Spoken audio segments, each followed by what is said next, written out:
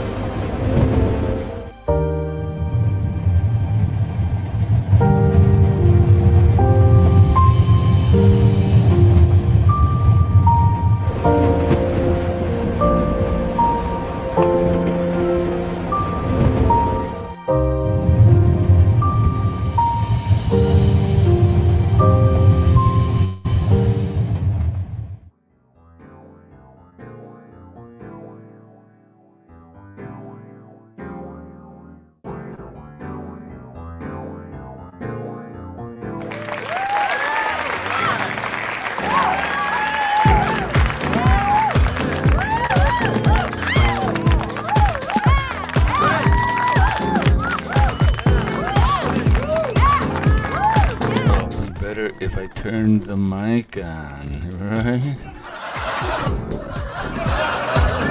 That's why you monitor the audio. Okay.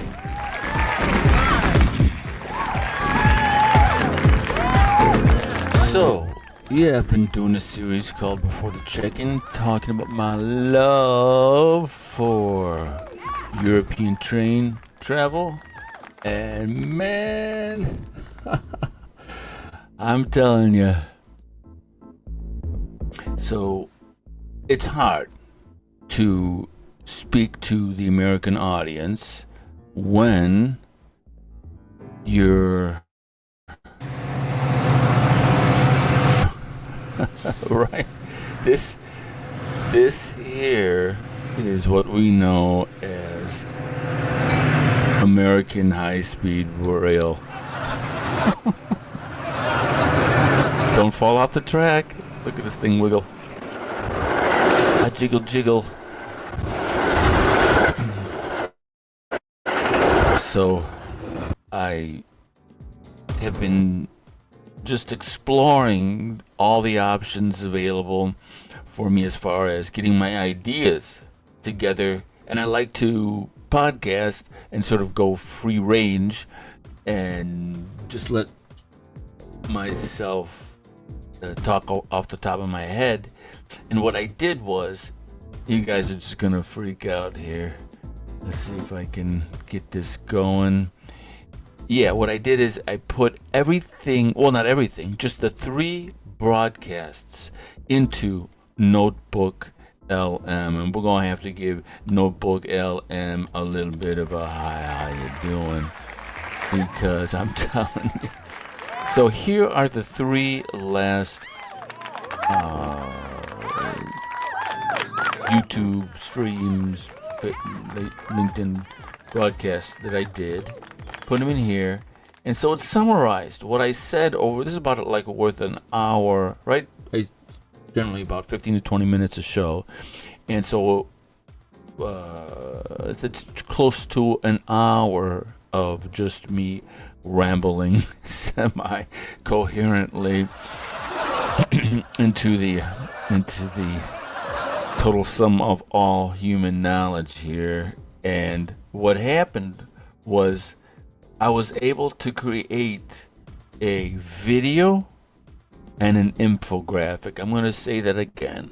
Notebook LM took my 3 previous podcasts, listened to them, then summarized them, and created a video, a small video, and an infographic, like just so good. So good. We gotta give it a hand. That's how good it was. And so we're gonna show them. I'm gonna show them off right here, right now. So here's the infographic. All right, this is just so good. City center to city center, Centreville to Centreville.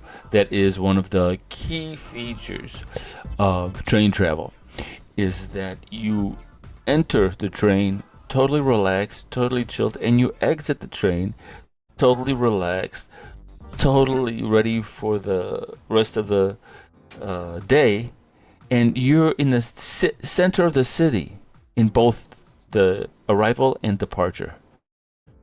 It's key to how this experience plays out in total.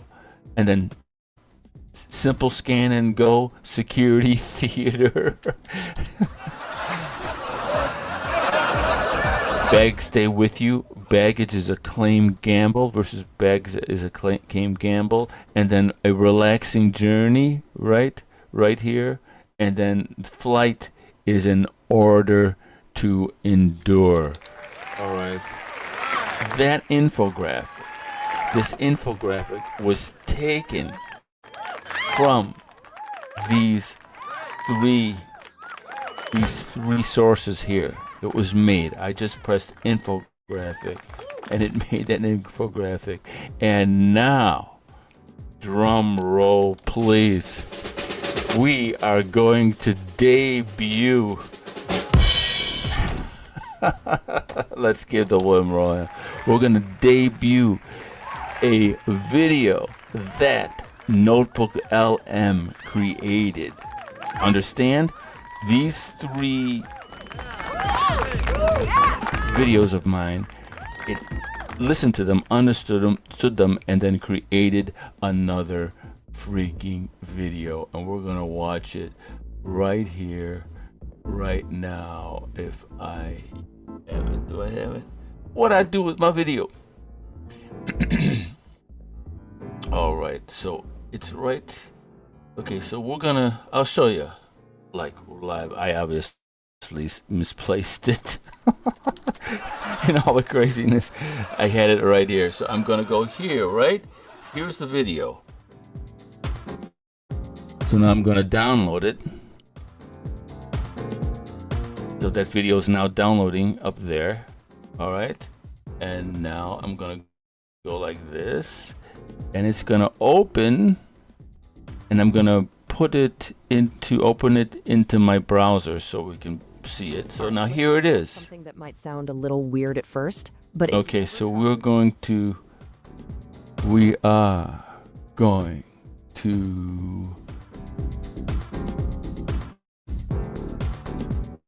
check out the video. Here it is. All right, let's talk about something that might sound a little weird at first, but if you've ever traveled in Europe, you'll know exactly what I'm talking about. We're going to explore why taking a high-speed train can feel so different, and honestly just better than flying. It's about way more than just how fast you get there. So let's start with this puzzle, because this is really the heart of it all.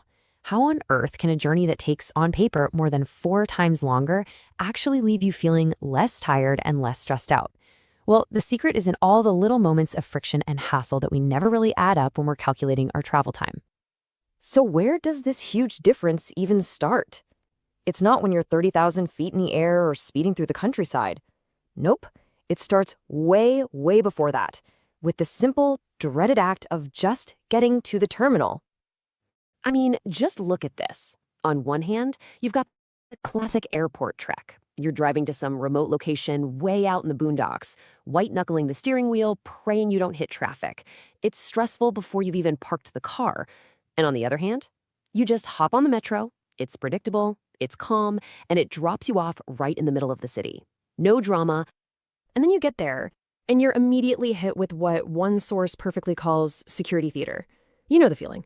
It's this whole production designed to make you feel like you're part of some high-stakes operation, when in reality, you just feel like you're on a conveyor belt. And you know this dance, right? We've all done it. The shoes come off, you're walking on that floor that you really try not to think about, the belt comes off, and you're doing that awkward shuffle hoping your pants don't fall down in front of 1,000 strangers, laptops out, everything unpacked, just to frantically stuff it all back in, all while answering questions that, let's be honest, feel a little silly. It's just not a great start. But then, imagine this instead.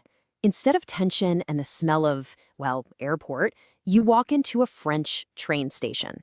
And the first thing you notice is the smell of fresh coffee and warm croissants.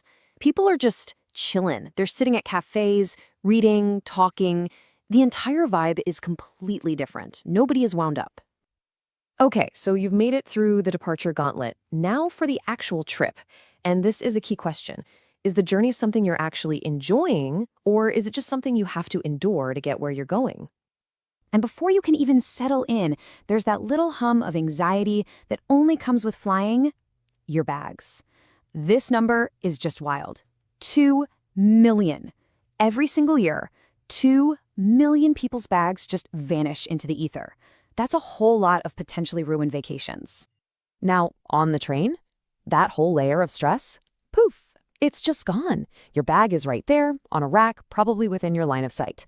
You put it there yourself, and you'll grab it when you leave.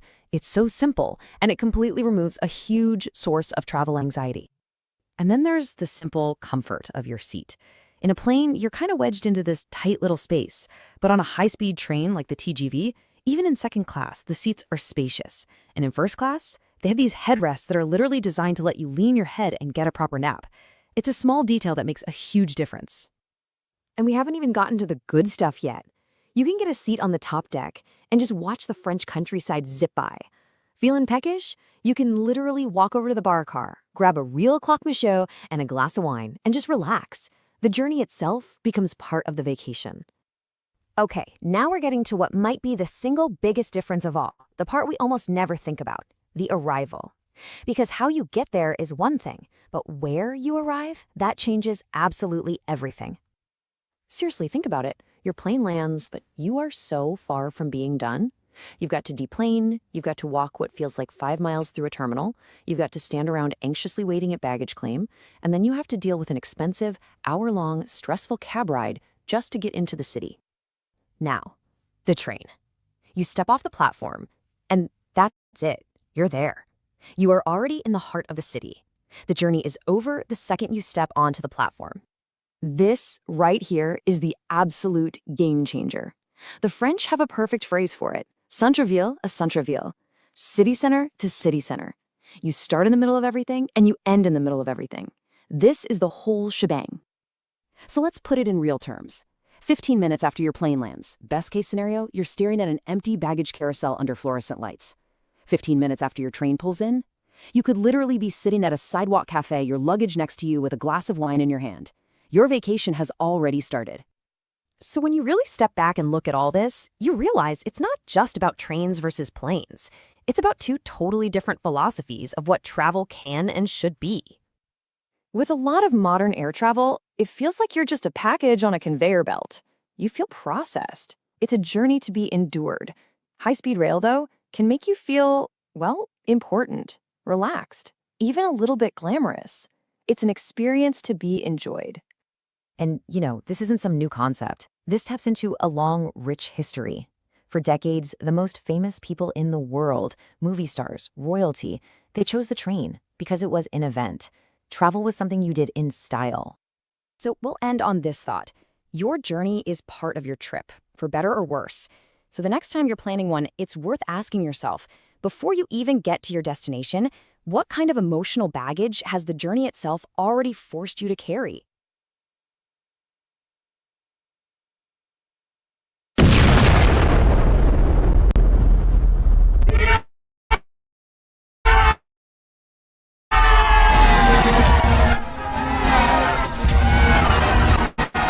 Was the most unbelievable thing you've ever seen in your life.